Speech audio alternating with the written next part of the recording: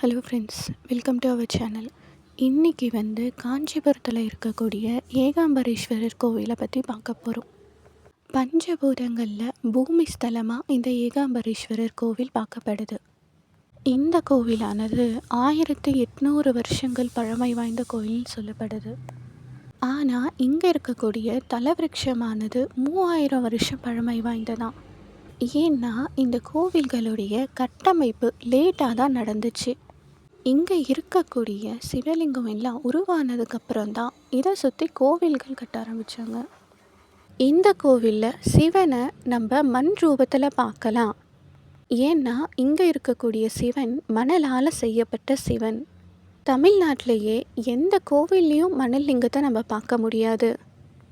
ராமேஸ்வரத்தில் சீதாதேவியால் செய்யப்பட்ட ஒரு மணல் லிங்கம் இருக்குது. ஆனால் இந்த லிங்கமானது பார்வதி தேவியை தன்னோட கையால் செஞ்சு பூஜை பண்ணாங்களாம். இந்த லிங்கத்தை பிருத்வி லிங்கம்னு சொல்லுவாங்களாம். சரி, இப்போது இந்த ஏகாம்பரேஸ்வரர் கோவில் எப்படி உருவாச்சு, இதுக்கு பின்னாடி இருக்கக்கூடிய கதை என்னன்னு பார்க்கலாம் வாங்க. அதுக்கு முன்னாடி நம்ம சேனலை இன்னும் சப்ஸ்கிரைப் பண்ணாமல் இருந்தீங்கன்னா சப்ஸ்கிரைப் பண்ணி வச்சுக்கோங்க. கூடவே பெல் ஐக்கானை கிளிக் பண்ணிக்கோங்க. அப்போ தான் நம்ம போடுற வீடியோ உங்களுக்கு நோட்டிஃபிகேஷனாக வரும். ஒரு முறை பார்வதி தேவி வெளியாட்டுத்தனமாக சிவனுடைய கண்களை மூடிட்டாங்க. இதனால் இந்த உலகமே இருளால் சூழப்பட்டுச்சான். இதனால் கோவப்பட்ட சிவபெருமான் பார்வதியை விட்டு பிரிஞ்சாரு. தன்னுடைய தவறை உணர்ந்த பார்வதி தேவி மன்னிப்பு கேட்டதால் காஞ்சிபுரத்துக்கு போய் தவம் பண்ண சொன்னார். அதே மாதிரி பார்வதி தேவியும் காஞ்சிபுரத்துக்கு போனாங்க. அங்கே போய் ஒரு மாமரத்துக்கு கீழே தவம் இருக்க ஆரம்பித்தாங்க. தன்னுடைய கையாலேயே ஒரு மணல் லிங்கத்தை செஞ்சாங்க.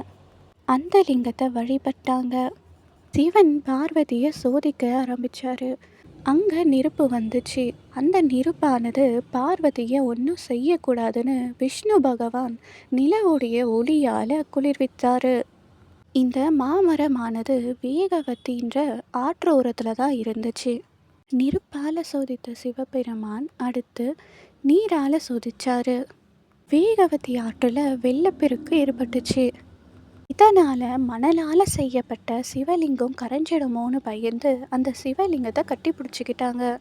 பார்வதியோடைய பக்தியை பார்த்த சிவபெருமான் அவங்க முன்னாடி போய் வரத்தை கொடுத்தாங்க. பார்வதி தேவியும் பழையபடி நான் சிவன் கூடவே இருக்கணும்னு வரத்தை வாங்கிக்கிட்டாங்க. தன்னோட அக்காவான கங்காதேவி கிட்ட இந்த சிவலிங்கத்துக்கும் தனக்கும் ஒன்றும் ஆகக்கூடாதுன்னு வேண்டிக்கிட்டாங்க. அதே மாதிரி கங்காதேவியும் இந்த லிங்கத்தையும் பார்வதியும் ஒன்றும் செய்யாமல் போயிட்டாங்களாம். ஆனால் மணனால் செஞ்ச லிங்கம் தானே, அது கரையாமல் இருக்குமா?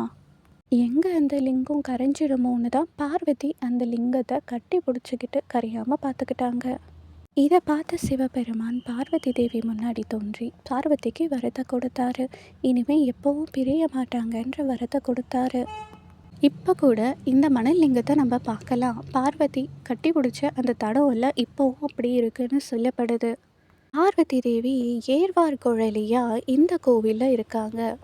இங்கே இருக்கக்கூடிய மாமரம் சிவனால் விற்கப்பட்டதுன்னு சொல்கிறாங்க. ஏகாம் அப்படின்னா ஒரு மாமரம் அப்படின்னு சொல்லப்படுது. அதனால தான் இந்த கோவிலுக்கு ஏகாம்பரேஸ்வரர்னு பேர் வந்திருக்கு. இந்த மாமரத்தில் இருக்கிற இலையை நம்ம சாப்பிட்டா நோய்கள் தீரும்னு சொல்லப்படுது. பார்வதி தேவி தவம் இருந்தப்ப இந்த இலைகளை தான் சாப்பிட்டாங்களாம். இந்த கோவிலானது 6ஆம் நூற்றாண்டிலிருந்து 13ஆம் நூற்றாண்டு காலகட்டத்தில் கட்டப்பட்டிருக்குன்னு சொல்லப்படுது. பஞ்சபூத ஸ்தலங்களில் பூமி லிங்கம்னு இந்த ஏகாம்பரேஸ்வரர் கோவில் சொல்லப்படுது. இந்த ஏகாம்பரேஸ்வரர் கோவிலானது சோழர்களால் கட்டப்பட்டிருக்கு. 6ஆம் நூற்றாண்டுக்கு பிறகு வாழ்ந்த நாயன்மார்கள் கதைகள்லையும் இந்த கோவிலை பற்றி சொல்லப்பட்டிருக்கு. பாடல் பெற்ற ஸ்தலம்னும் இந்த ஏகாம்பரேஸ்வரர் கோவிலை சொல்கிறாங்க. மகா சிவராத்திரி, பங்குனி உத்திரம், ஆடிப்பூரம் பண்டிகையை இந்த கோவிலில் சிறப்பாக கொண்டாடப்படுது. பல்லவர்கள், சோழர், விஜயநகர ராஜாக்களால் இந்த கோவில் கட்டப்பட்டிருக்குன்னு சொல்லப்படுது. மற்ற எல்லா சிவன் கோவில்கள் விடவும் இந்த பஞ்சபூத ஸ்தலங்களுக்கு அதிகமான சக்திகள் இருக்கிறதா சொல்லப்படுது. அது மட்டும் இல்லாமல் இங்கே இருக்கக்கூடிய மாமரத்தில் 4 வகையான மாங்காய் வருமா. இந்த 4 வகைகளும் 4 வேதங்கள்னு சொல்லப்படுது. அதுவும் ஒரே மரத்தில் 4 வகையான மாம்பழம் வர்றது அதிசயமாக பார்க்கப்படுது. இந்த வீடியோவில் பஞ்சபூத ஸ்தலங்களில் ஒன்றான ஏகாம்பரேஸ்வரர் கோவில் பற்றியும் அதுக்கு பின்னாடி இருக்கக்கூடிய கதை என்னன்னு தெரிஞ்சுக்கிட்டோம். வீடியோ பிடிச்சிருந்தா லைக் பண்ணுங்கள், ஷேர் பண்ணுங்கள், கமெண்ட் பண்ணுங்கள், மறக்காமல் சப்ஸ்கிரைப் பண்ணி வச்சுக்கோங்க.